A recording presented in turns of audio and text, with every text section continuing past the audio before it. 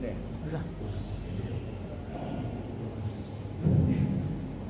Bismillahirrahmanirrahim. Assalamualaikum warahmatullahi wabarakatuh. Waalaikumsalam warahmatullahi wabarakatuh. Alhamdulillah. Alhamdulillahilladzi khalaqal mauta wal hayata liyabluwakum ayyukum ahsanu amala wa huwal azizul ghafur. Asyhadu an la ilaha illallah wa asyhadu anna Muhammadan abduhu wa rasuluh. Allahumma shalli ala Muhammad wa ala ali Muhammad. Amma ba'du.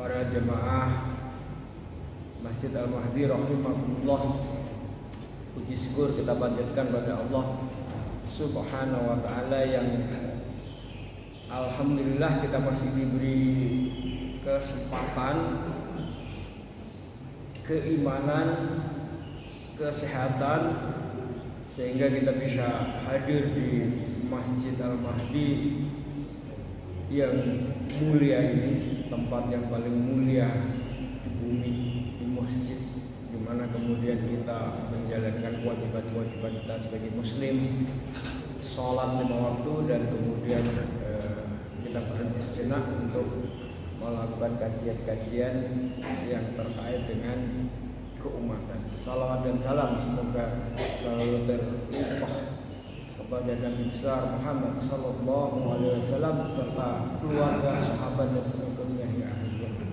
Para jemaah rahimakumullah, kita lanjutkan yang terakhir. Kemarin saya diminta Mas Dhani, ingat saya terakhir kita bicara tentang ribut-ribut Indonesia masuk ke BRICS, apa pengaruhnya buat kita, kan itu yang terakhir dalam kajian kita. Ya, masuk. Ya, dan saya ingin melanjutkan pengaruhnya buat kita apa itu untuk kita bahas secara mudah gitu ya. Dan memang dunia ini berubah. Di dalam surat Ar-Ra'd itu kan ada surat yang sangat terkenal ketika kita berbicara tentang perubahan. Innallaha la yughayyiru ma biqaumin hatta yughayyiru ma bi anfusihim. Ya. Perubahan itu Allah akan merubah kalau manusia memang merubah pikiran hatinya. Jadi sebenarnya ayat ini kan memberikan satu petunjuk kalau ingin berubah. Walaupun kadang-kadang ayat ini dipahami, ditafsirkan yang agak lain, seolah-olah bukan Allah yang berubah, tetapi manusia sendiri yang berubah, kan gitu.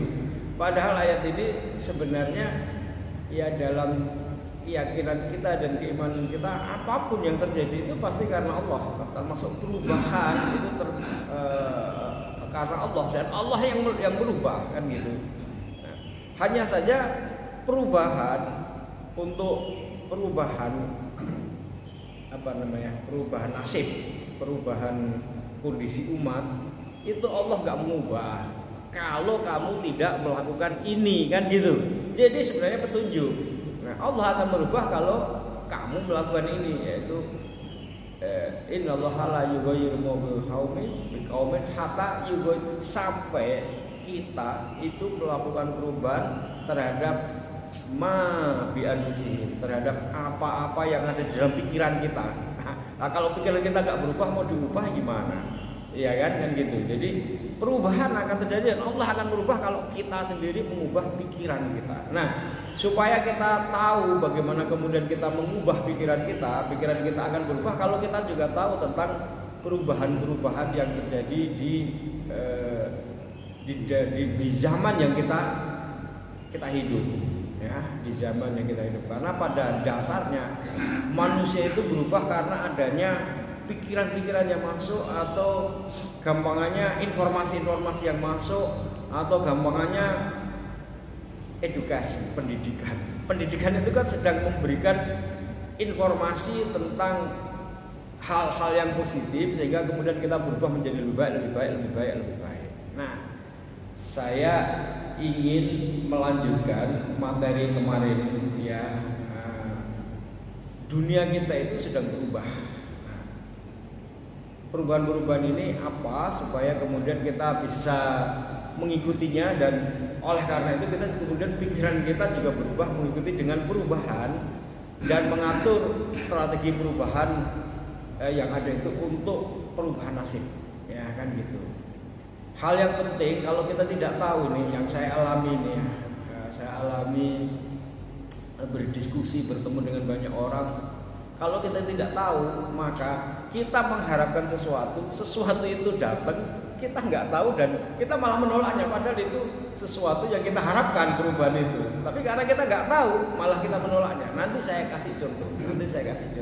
Itu akibat bisa dibilang kita tidak mengadopsi pemahaman-pemahaman baru atau pengetahuan-pengetahuan baru yang kemudian kita tidak update.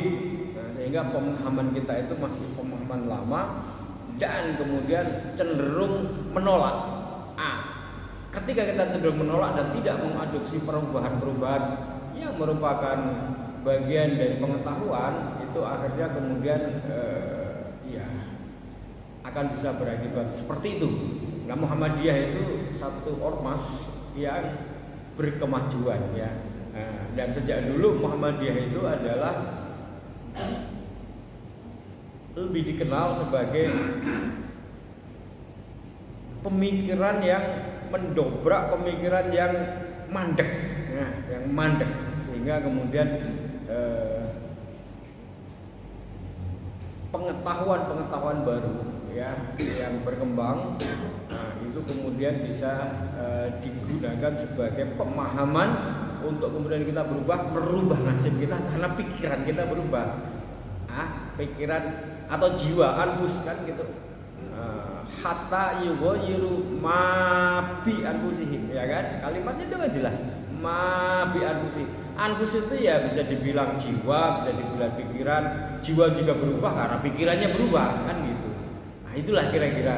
Nah, sekarang kita mesti memahami perubahan-perubahan dunia yang besar ya, yang kemudian harusnya kita tahu perubahan itu dan kita memanfaatkan perubahan itu. Nah, apa saja ya?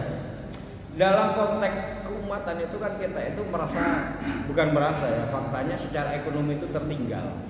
Ya, umat ini besar, mayoritas, dan artinya sebenarnya dengan jumlah yang mayoritas itu harusnya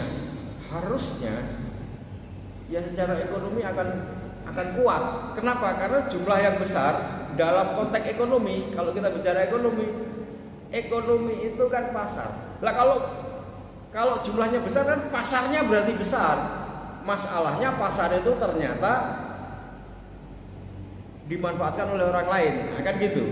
Sehingga misalnya umat Islam kalau belanja kemana? Ya ke situ yang bisa melayani. Akhirnya kemudian dialah yang kemudian mengumpulkan kekuatan pasar yang seharusnya bisa dikonsolidasi, tapi karena kita tidak bisa mengkonsolidasi maka dikonsolidasi oleh orang lain. Itu satu. Nah, sehingga kemudian secara ekonomi kemudian kita tertinggal. Kalau ada jumlah kemiskinan itu kalau diteliti sekian, kalau dicari-cari itu orang Islam, ya kan? Ya, karena memang ya kita mayoritas.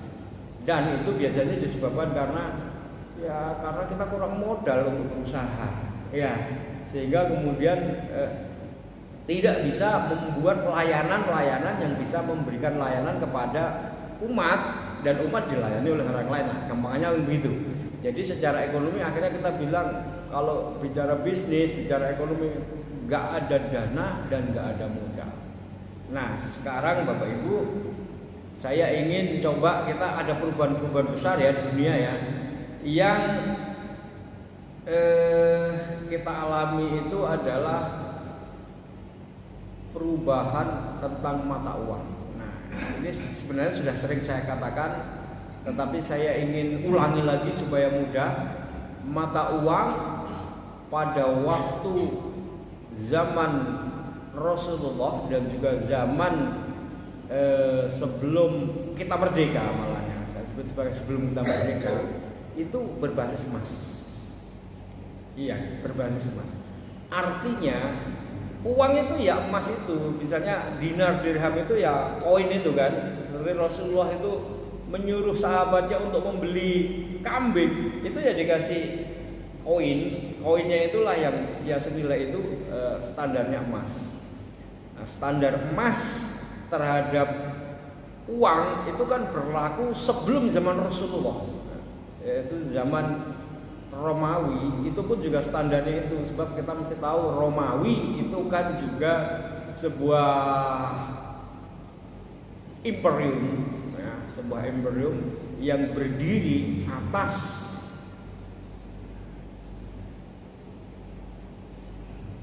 ajaran sisa-sisa dari ajaran dari Nabi Musa dan Nabi Isa. Ya, kan kita tahu Romawi itu mengadopsi ajaran Nabi Isa setelah kemudian mereka melakukan konsili. Ya, apa ya kalau kita itu muktamar kali gitu ya, konsili. Ya, konsili di Nikea tahun 324 Masehi. Nikea itu kalau sekarang ada di Turki. Kalau kita lihat film, kita suka lihat film Turki apa enggak itu? Kalau kita mau lihat itu ada film namanya tulisannya Ertugrul. Kalau bacanya Ertugrul. Itu film yang cukup bagus, ya. Hanya sayangnya panjangnya minta ampun. Kira-kira kalau nggak salah berapa? 160 seri, ya. Saya lupa, saya udah agak lama. Pokoknya saya melihat film itu 3 bulan berturut-turut baru selesai. Ya, film itu mengisahkan tentang bagaimana keruntuhan khilafah Abbasiyah. Lalu kita nggak punya kekhilafahan, lalu kemudian bangkitnya kekhilafahan Turki Utsmani.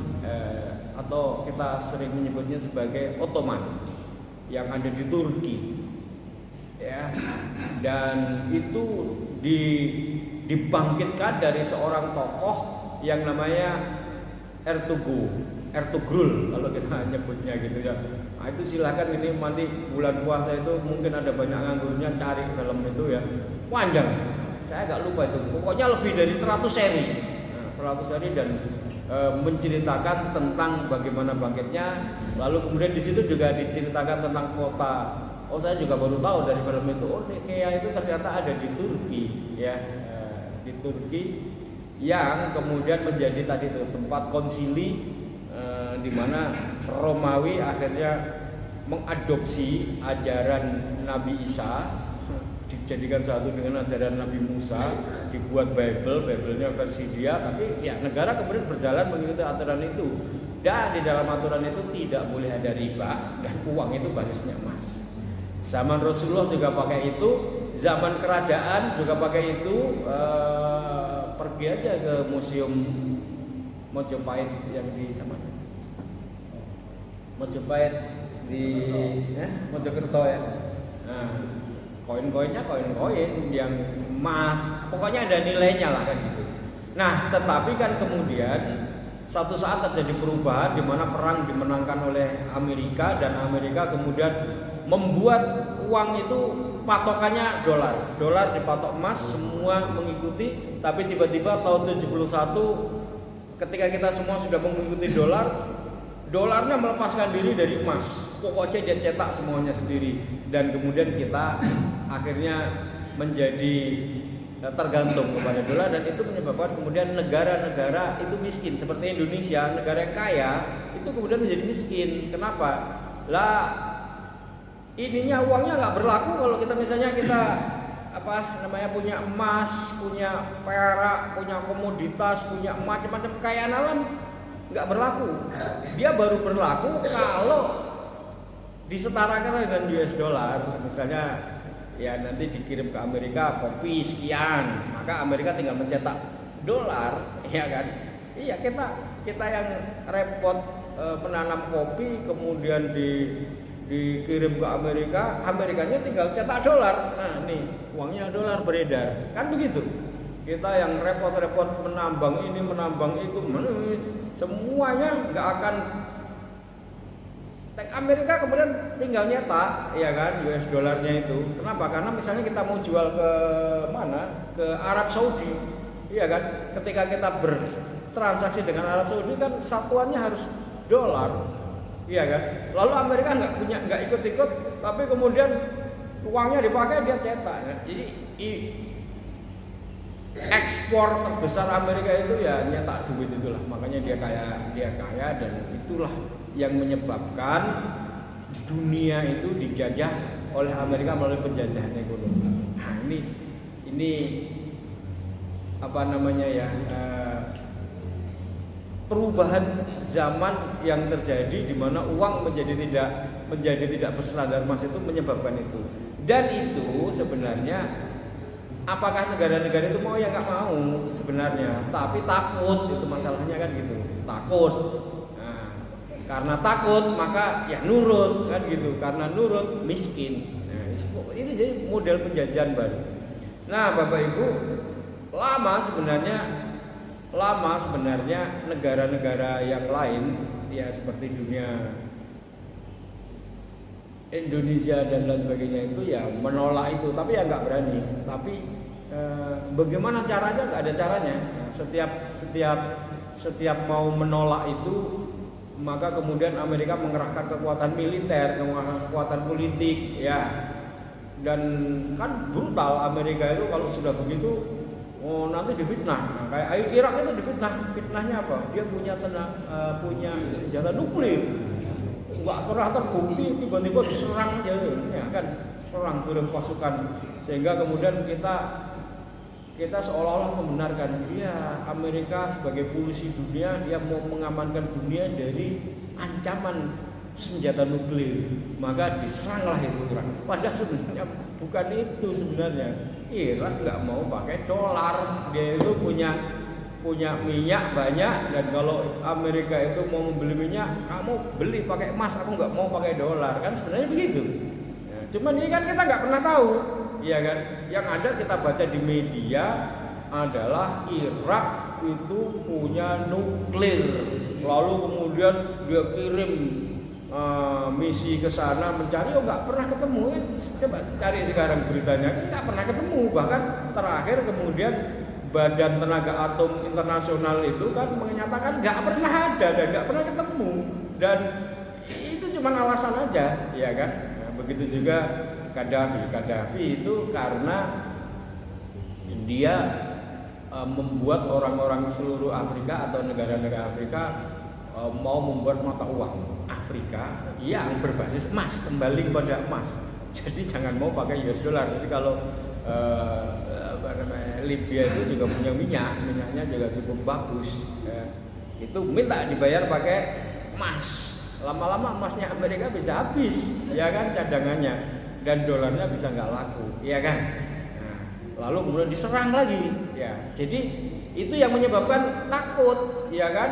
Negara-negara pemimpin-pemimpin itu takut. Wah, kalau aku melawan Amerika bisa ngalamin nasib kayak Saddam Hussein atau Muammar Gaddafi. Atau setidaknya kemudian diturunkan di tengah jalan melalui satu upaya-upaya intelijen. Ya, jangan dikira ya pergerakan-pergerakan masa di mana-mana itu murni, itu ada intervensi, ya. Apa yang kita lihat di berita itu belum tentu begitu kenyataannya, itu yang mesti kita pahami, ya. Nah, itu nah, sehingga kemudian Bapak Ibu, jadi sebenarnya negara-negara Timur Tengah yang kaya akan minyak itu menjadi tidak berdaulat juga, iya kan? Karena kemudian harus tunduk pada Amerika. Kalau nggak tunduk, wah ya, Timur Tengah itu selama ini kan perang itu kan sebabnya karena dia kaya akan minyak kan gitu ya kan. Nah, jadi itu perubahan-perubahan yang mengikuti gara-gara uang berstandar dolar dan dia menegakkan dolar itu yang sebenarnya nggak ada nilainya. Ya masih ada nilainya, dia cuma kertas kok, tidak dicetak berdasarkan. dengan kekuatan politik dan militer. Nah, itu yang kemudian negara-negara itu takut. Nah, sekarang sudah lebih dari 80 tahun kalau kita hitung dari tahun 44 atau kalau tahun itu sebenarnya berlakunya uang fiat atau uang yang nggak ada nilainya, nggak ada standar emasnya itu tahun 71. Sejak namanya Nixon Shock. Ketika Amerika perang sama Vietnam kekurangan dana, lalu kemudian dia mencetak uang semuanya. Jadi ya sekitar 50 tahunan, 53 tahunan lah ya. Itu gak ada yang berani melawan. Nah, tiba-tiba perubahan sekarang, kita mesti pahami ini, dan ini kita agak terlambat memahaminya, sehingga kemudian kita tidak tahu bahwa terjadi perubahan yang sangat besar, bahwa kekuatan Amerika mempertahankan US dollarnya itu runtuh, Bapak Ibu. Runtuhnya bukan oleh sebuah kepala negara, ya, katakanlah kepala negara seperti Irak, Libya, atau bahkan Rusia, bukan. Oleh seseorang yang bukan nonim ya. Ya, dia ada namanya Satoshi Nakamoto, tapi sebenarnya dia nggak ada orangnya. Dia namanya Satoshi Nakamoto. Sepertinya ada orangnya, kayaknya orang Jepang, tapi sebenarnya nggak ada orangnya. Mau dicari itu nggak ada orangnya. Termasuk CIA, FBI, intelijen seluruh dunia nyari dia, nggak ada orangnya sampai sekarang. Coba aja cari di Google, atau kalau sekarang ini cari di Bing atau di ChatGPT tentang Satoshi Nakamoto, Bapak Ibu, ya. Nggak pernah kemana. Tapi dia berhasil meruntuhkan US dollar, membuat mata uang yang mata uang itu dia cetak, tapi kemudian berlaku seluruh dunia. Nah, itu kan gila itu, iya kan? Tadi itu Saddam Hussein gagal, Muammar Gaddafi gagal, ya kan? Bahkan kemudian harus mengalami nasib yang tragis. Ya, beberapa kepala negara, ya termasuk Bung Karno, cetak uang semau-maunya, ya, pada waktu tahun 60 itu kan inflasi, jatuh juga, iya kan? Nah, ya. Tapi ini ada orang yang nggak jelas siapa orangnya, tapi kemudian membuat satu mata uang, yang mata uang itu kemudian menjadi lawan dari US dollar dan berlaku di seluruh dunia. Di seluruh dunia nilainya sama, dan itu berlaku bagi orang yang mengakuinya, yaitu siapa? Yaitu para pengguna internet. Nah, jadi perubahan dunia itu didorong oleh adanya internet. Mereka yang disebut sebagai netizen atau anggota warga internet itu mengakui uang ini, kalau aku belanja di internet di seluruh dunia pakai uang ini, uangnya namanya Bitcoin. Nah, ketika kita mendengar Bitcoin itu, lalu kemudian pikiran kita ini rata-rata ini umat Islam ini judi online, apalagi spekulasi atau mata uang setan. Nah, ini kekeliruan kita, ya, memahami perubahan, ya. Nah, padahal sebenarnya yang terjadi adalah, ya, orang judi menggunakan Bitcoin, lalu kemudian kita sebut Bitcoin sebagai judi, persis seperti kita ada judi menggunakan uang rupiah, ya kan? Kan banyak orang judi menggunakan uang rupiah, lalu kemudian kita sebut rupiah itu judi online karena digunakan sebagai judi online. Nah, itu yang kemudian perubahan yang kita tangkap itu secara salah. Akhirnya kemudian kita menganggap Bitcoin atau cryptocurrency itu, atau uang kripto itu sebagai uang setan, atau kemudian kita sebut sebagai uang yang digunakan untuk judi, atau ya pokoknya berjudi. Padahal sebenarnya dia satu mata uang yang berhasil diciptakan, berlaku bagi seluruh dunia, yang tidak diterbitkan dan dikontrol oleh US dollar, atau tidak dikontrol oleh bank sentral yang namanya The Fed. Nah, Amerika menolak, Cina menolak, negara-negara menolak, tapi yang namanya netizen, ya, orang-orang yang pengguna internet itu menggunakan terserah kamu akui atau enggak akui. Misalnya saya sama Pak Huda punya barang apa, Saya punya Bitcoin, Pak Uda punya Bitcoin. Pak Uda bilang, Mas Agus, bayar aja pakai Bitcoin. Ya terbayar pakai Bitcoin. Negara nggak ngakui, Pak Uda yang punya barang mengakui, dia kasih barangnya ke saya, selesai. Itu yang terjadi. Jadi kemudian ada satu kekuatan yang disebut sebagai komunitas pengguna internet mengakui satu mata uang yang dia terbitkan sendiri, nggak diakui sama negara, nggak ada masalah, iya kan? Yang kayak misalnya nih, kalau saya ini ingat ya, zaman kecil itu ada orang punya pesta perkawinan, lalu kemudian di pesta perkawinan itu dia mengundang orang dagang banyak, ada jual dawet, jual pecel, jual ini. Lalu kita dikasih kereweng, tahu kereweng ya? Apa? Pecahan, genteng, dibagi-bagikan kita, lalu disuruh pakai beli di situ. Iya kan? Lagi jadi uang di situ. Nah, ya sudah seperti itu. Nah, nanti habis itu kan kamu punya berapa kereweng baru kemudian diganti menjadi rupiah kan gitu. Nah, tapi pada saat itu kan uang kereweng itu, nah itu seperti itu prinsipnya. Ya sudah, negara nggak ngakui nggak apa-apa, pokoknya kita punya uang yang kita pakai namanya Bitcoin. Ya, pokoknya dipakai berdagang antar kita, ya kan gitu, iya kan. Lah nanti kalau mau kita pakai di luar komunitas ya gampang, kamu tuker aja. Kalau kamu pas di Amerika tuker jadi US dollar, kamu pas di Indonesia tuker jadi rupiah, kamu di Jepang kamu tuker jadi yen. Jadi kemudian masyarakat yang disebut netizen itu punya uang bersama, nilainya sama di seluruh dunia. Itu yang menyebabkan kemudian US dollar kalah. Dan kemudian dicari nih yang namanya Satoshi Nakamoto itu, nggak pernah ketemu, nggak ada orangnya memang. Dipantau, dia punya 4 juta Bitcoin, kok ya nggak login, nggak berubah. Jadi dia sekarang punya Bitcoin itu 4 juta, nggak berubah, nggak bergerak, tetap aja. Itu orangnya nanti sebenarnya kan gitu. Jadi CIA, FBI atau Amerika itu kalah oleh ini, ya kan? Gara-gara ya kalau Saddam Hussein, oh ya kepala negara Irak ada orangnya, Libya ada, bisa lah dicari. Pokoknya gimana caranya diserang dunia, dibohongin bisa. Ini nggak ketemu orangnya.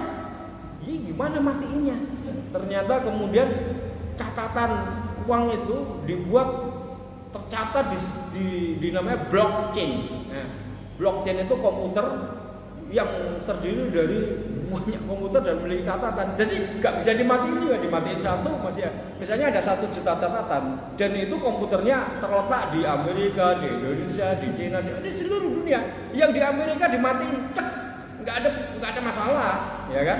Masih ada di tempat lain. Cina melakukan itu. Cina komputernya dimatiin semua orang yang punya Bitcoin didatengin, dimatiin semua. Nggak ada masalah karena catatannya ada di Amerika, ada di ini, ada ini, di ini.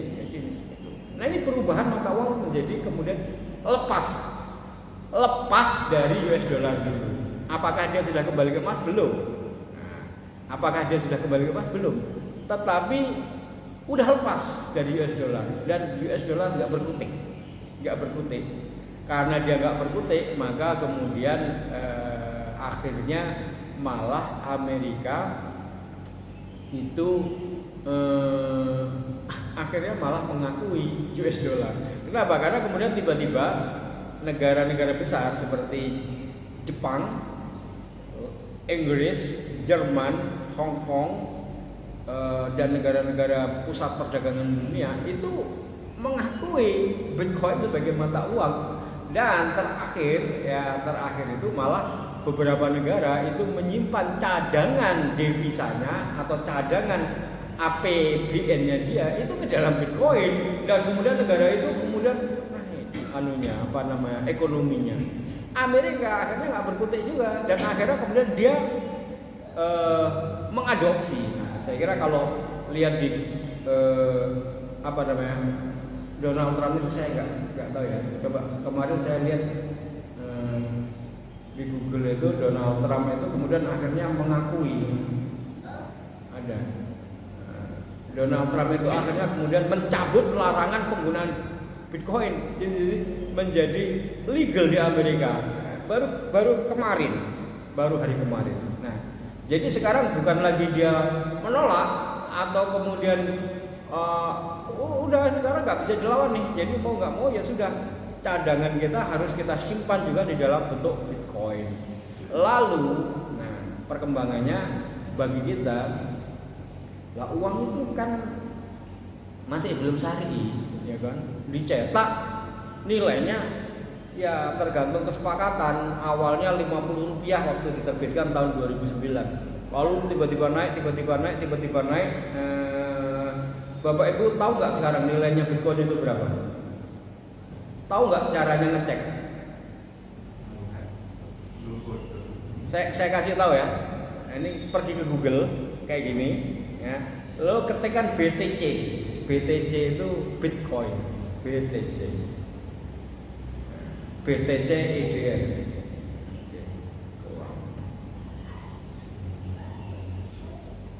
Berapa itu?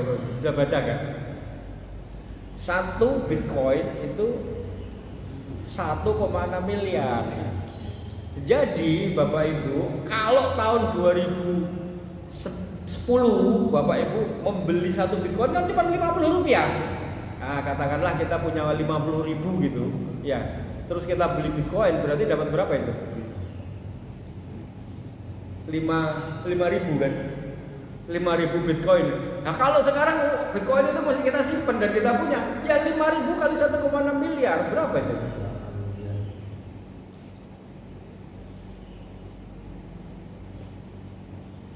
5.000 kali 1,6 miliar. Ini ya, 1, 2, 3. Oh, berapa? 1, 2, 3, 8 triliun. Jadi kalau pada tahun 2010 kan belum lama kan ya? Belum lama kan? Kalau saja kita dapat informasinya, ya kan? Dan kita paham, lalu duit 50.000 loh, duit 50.000 tak tuh ono Bitcoin, lalu kita simpan ya, karena kita lupa Bitcoin itu apa sih? Maling mainan gitu. Tiba-tiba kita baca, loh, saya ini Bitcoin 1,6 miliar ya, tak tuker. Lalu tiba-tiba ketika kita tuker ke rupiah kita transfer ke rekening kita 8 triliun Bapak Ibu. 8 triliun. Loh ini serius. Dan banyak sekali Bapak Ibu kalau pengen tahu orang-orang kaya yang anak-anak muda sekarang itu, ya. Anak-anak muda yang kaya-kaya sekarang itu kalau Bapak Ibu ada tahu namanya Raymond Chin, ada namanya Timothy Ronald dan macam-macam itu karena dia membeli pada saat tahun 2000 sekitar tahun 2014an, ya nilainya sudah sekian, 1 juta 2 juta. Tapi sekarang kan 8 triliun, sekarang kan 1,6 miliar. Nah itu Bapak Ibu ya, ini satu contoh yang Bapak Ibu paham apa nggak, ngerti nggak kalau nggak saya ceritakan ini, ya kan? Masalahnya kemudian kita ini nggak tahu informasi yang semacam ini, kita agak reject. Tetapi memang begini, betul, Bitcoin itu masih belum halal dan MUI, Muhammadiyah, NU juga mengharapkan. Kenapa? Karena nilainya itu berdasarkan apa? Ya nilainya berdasarkan kesepakatan komunitas kan gitu. Sekarang orang bertanya juga, loh, lah rupiah nilainya berdasarkan apa? Ayo, sekarang rupiah itu nilainya berdasarkan apa? Nyetak rupiah itu. US dollar dicetak berdasarkan apa? Kan sama. Nah, maka kemudian kalau kita ingat fatwa MUI, ya sebenarnya uang rupiah itu ya bukan uang yang berstandarkan emas, tapi menjadi bernilai dan kemudian halal kita pakai karena nilainya dijamin oleh pemerintah. Kayak pemerintah nulis nyetak uang lalu dia tulisi 100.000, ya kita percaya karena dijamin oleh negara, halal kan gitu. Jadi jaminan emas itu sekarang dialihkan kepada negara menjamin kan gitu, halal. Lah sekarang Bitcoin itu kan nggak ada yang menjamin, oleh negara nggak mengakui, yang mengakui komunitas, maka kemudian masih dianggap sebagai belum halal kan gitu. Nah perubahan ini sekarang Bapak Ibu. Oke, jadi kalau kita baca tentang Bitcoin, lalu muncul mata uang, Bitcoin berhasil, maka kemudian ada orang lain lagi yang kemudian membuat mata uang yang sama, namanya ETH atau Ethereum. Nah, lalu kemudian ada lagi berhasil membuat namanya XRP, Ripple, nah sama berlaku seluruh dunia kan gitu. Tapi semuanya itu hanya berdasarkan kesepakatan komunitas. Pokoknya nilainya segini ya, kita sepakat ya sudah. Awalnya pokoknya murah, lalu kemudian dipakai banyak orang naik.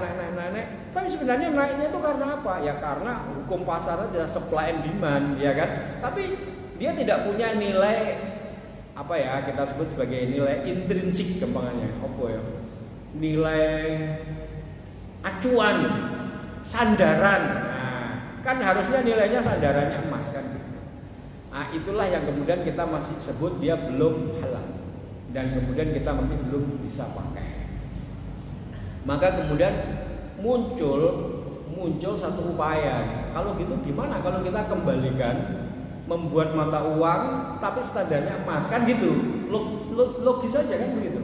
Maka kemudian tapi caranya gimana? Nah, kebanyakan orang berpikir itu kemudian menciptakan dinar dirham lagi. Bentuknya gini, bentuknya koin yang kemudian kalau kita beli itulah, itu kan menyulitkan, ya kan, menyulitkan karena itu dulu sudah diubah menjadi uang kertas dan sekarang di zaman digital uang itu nggak perlu lagi kita pegang.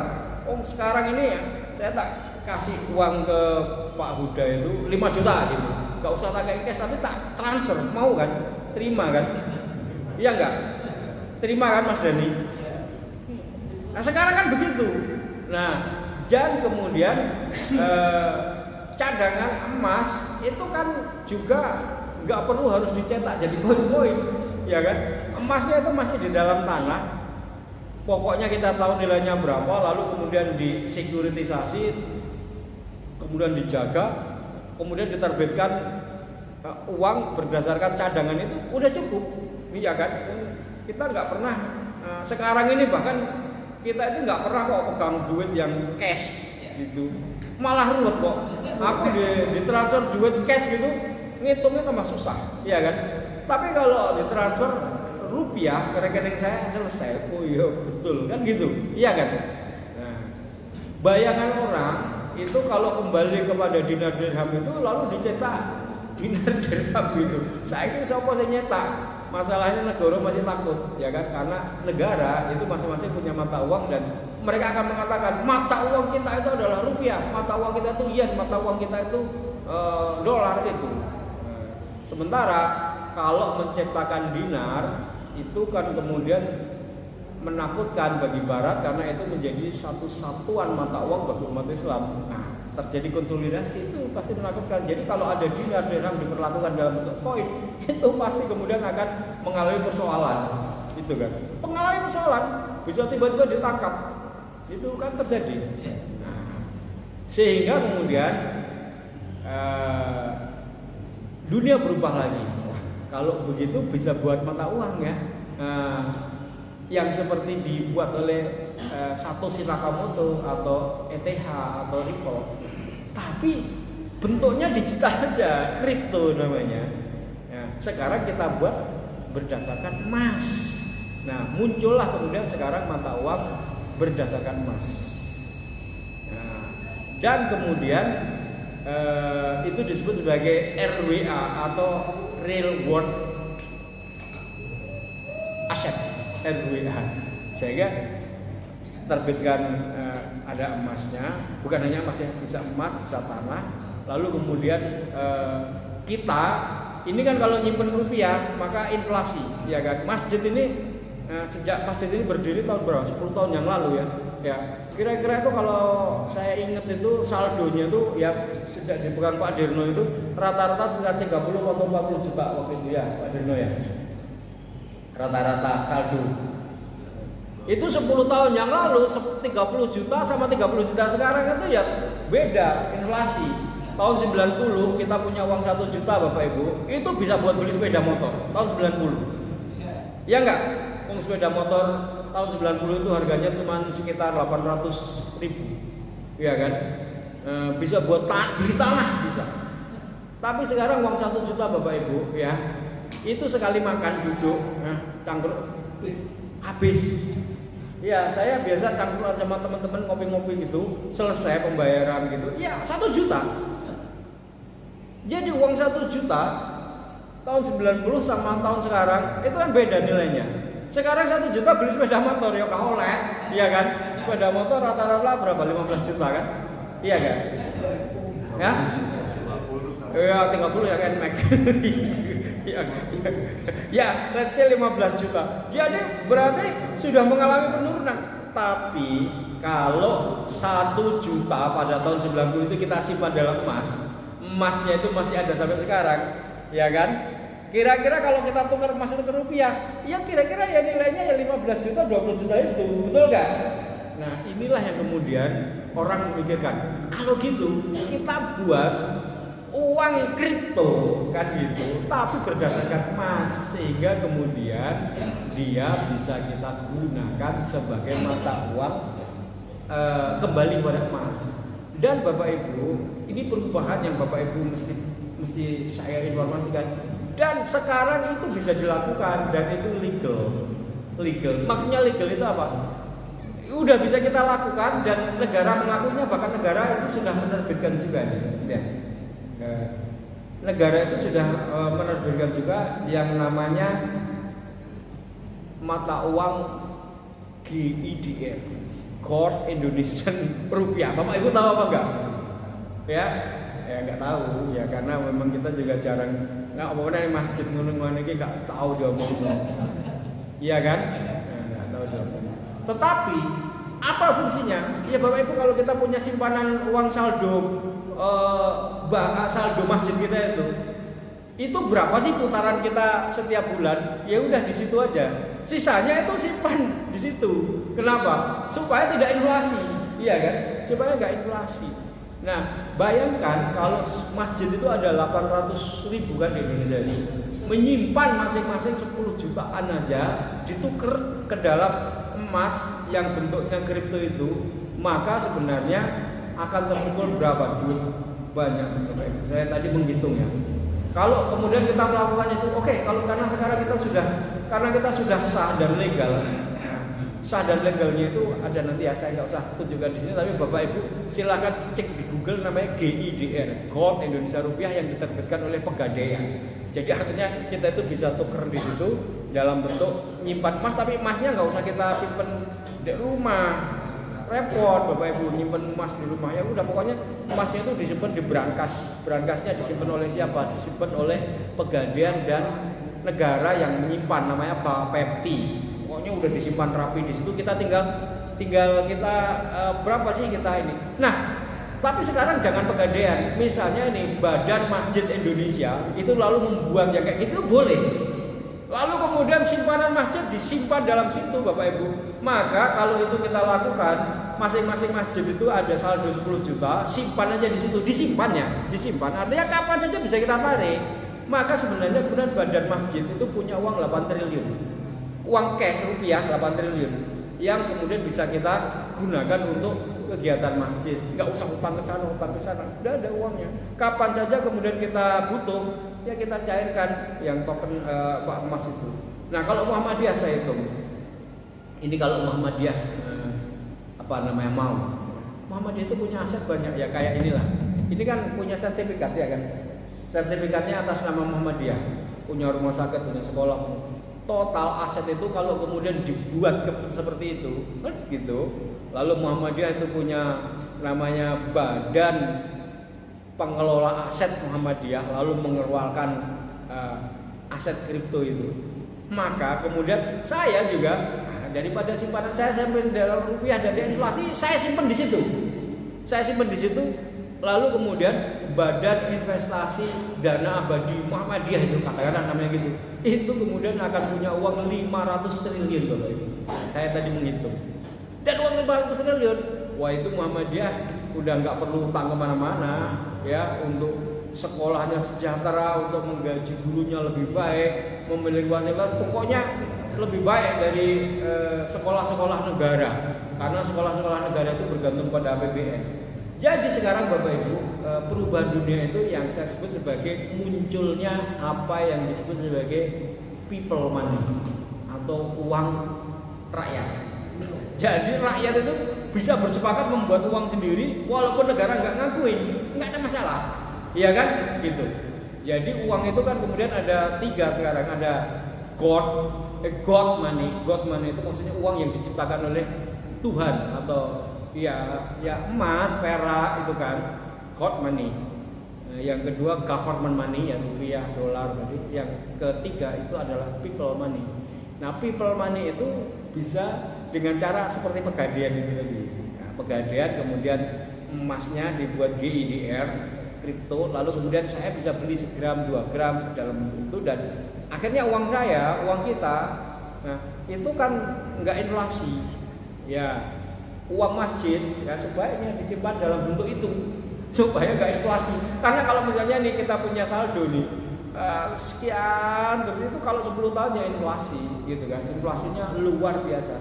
Saya pernah menghitung inflasi dari tahun 81 sampai tahun 2025 itu berapa? Inflasinya 2000% totalnya. Jadi uang itu menurun luar biasa. Tapi kalau tahun 80 kita belikan emas, sampai sekarang nilainya ya bisa gede sekali. Nah, jadi ada perubahan dunia yang sangat besar yang kita mesti pahami tentang mata uang. Jadi mata uang itu Bapak Ibu bukan lagi uang rupiah yang kita pegang itu. Ya, sekarang ada mata uang yang bisa kita ciptakan sendiri. Yang menurut kesepakatan, masalahnya adalah umat Islam itu tidak pernah bisa membuat kesepakatan itu soalnya. Jadi nanti yang buat kesepakatan siapa? Ya sekarang ada orang lain namanya BlackRock membuat seperti ini. Akhirnya apa? Ya warga kita banyak yang menyimpan uang di sana. Yang kita nggak pernah buat kesepakatan, nggak pernah bisa buat kesepakatan. Apa masalahnya saya juga nggak tahu. Apa nggak paham? Ya nggak tahu juga. Ya mungkin di masih bahasnya nggak pernah dibahas, nggak pernah diberitahu. Bapak Ibu aja mungkin baru tahu sekarang, iya kan? Iya kan? Nah, nanti saya share di grup itu tentang mata uang GIDR itu diterbitkan oleh negara, namanya Pegadaian, iya kan? Kan kita nggak pernah tahu, iya kan? Iya. Nah, sekarang kalau kita misalnya membuat kesepakatan, lalu kemudian uang-uang kita itu kita simpan dalam bentuk emas sehingga lebih aman, inflasi. Kapan saja kita butuhkan ya kita cairkan sesuai dengan kebutuhan. Ya butuhnya 1 juta ya udah dicairkan 1 juta, sisanya masih tersimpan di situ. Maka uang kita itu tidak akan mengalami inflasi dari tahun ke tahun, sehingga kemudian aman. Dan sebenarnya itu mata uang yang berpotensi untuk kita sebut sebagai mata uang syariah. Ya, saya ngomong berpotensi supaya karena itu untuk mengatakan syariah yaitu perlu ada ahli fikih yang menyebutnya, mengkajinya dan itu. Nah, saya kira itu Bapak Ibu ya, perubahan-perubahan yang akibat perubahan dunia yang mungkin perlu kita pahami dan kita perlu tahu, dan cara berpikir kalau pemahamannya nggak masuk ya pikiran kita juga nggak berubah, karena pikiran kita nggak berubah ya pasti nggak berubah juga ya kan. Nah, Allah akan berubah kalau pikiran kita juga berubah. Pikiran kita berubah kalau informasinya masuk, pemahaman masuk, pikiran kita jadi berubah, jiwa kita berubah, berubahlah kita. Kalau enggak, wah ya sudah nggak berubah ya segitu terus.